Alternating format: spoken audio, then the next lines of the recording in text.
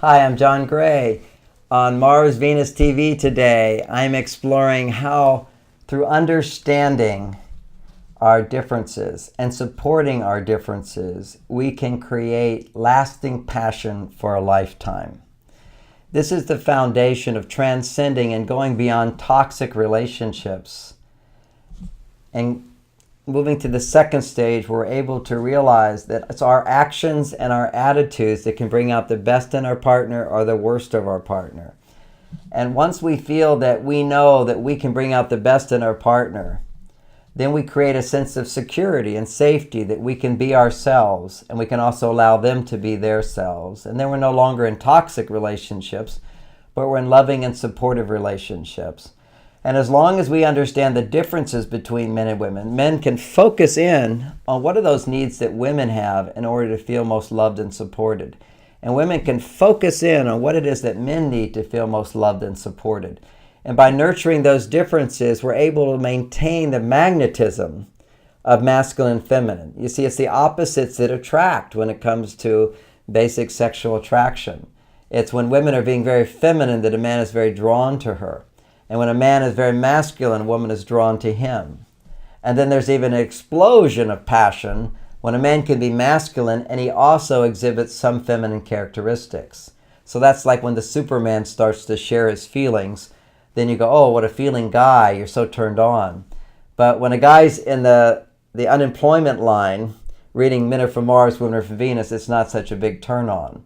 But, if it's Ted Turner or somebody or some very successful male who's also interested in making relationships better, then it's very, very huge turn on. Same thing for a woman. When a woman can feel confident and successful, her male side, but also be very feminine, that's what makes her most attractive to a man. So what we want to do is make sure that if you're a woman, that you're able to come from your femininity, and a man, if you're a man, you can come from your masculinity. So what would some of those traits be? Well, for women to feel feminine, they need to be making a hormone called oxytocin. And whenever you're being romantic, attentive, listening, being affectionate, being considerate of her needs, this is helping her to feel supportive. Helping her to feel supported, that she's not alone in this world. That helps her to find her femininity. And when a man is feeling successful, when you give men messages like, that's a great idea, or brilliant, or thank you for helping me, or I need your help, thanks for being here. Whenever you're giving men positive messages that they make a difference and that you appreciate them and that they're intelligent and smart and capable and competent, all the things women want, but this is what makes men get excited, is when he feels successful, then all of a sudden his masculinity can rise up, and that's his testosterone levels. And of course, then there's very unique things that we have to understand about being male and being female, and accept those, embrace those, and be understanding of those, and see the good in that. Women tend to be like waves where their emotions, they can be really positive and then they crash for a while. They rise up and they crash for a while. And if a man can be very understanding of this, and doesn't get freaked out by that, a woman can feel so safe to be herself, and that increases her magnetism, sexual magnetism and passion.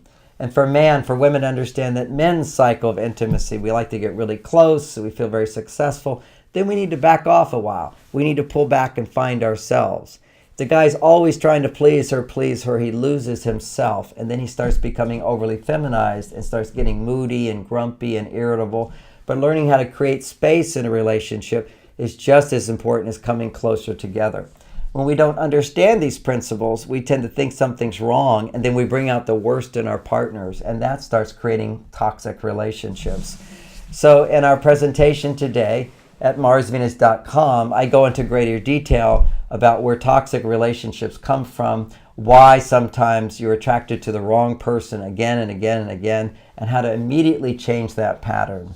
We talk about some of the reasons why people get grumpy and irritable or unsupportive is not just on a behavioral level of not understanding situations, but at the physical level. At the physical level, we often are missing amino acids to make dopamine and serotonin and GABA. We're not sleeping well, or we're missing the minerals necessary to activate the production of brain chemicals, or we have inflammation in our brain. What are the simple nutrients that you can use in order to solve those problems so that you can sustain passion for a lifetime, because it is possible and you deserve it. If you want to hear more about this, join me at marsvenus.com. Have a great day.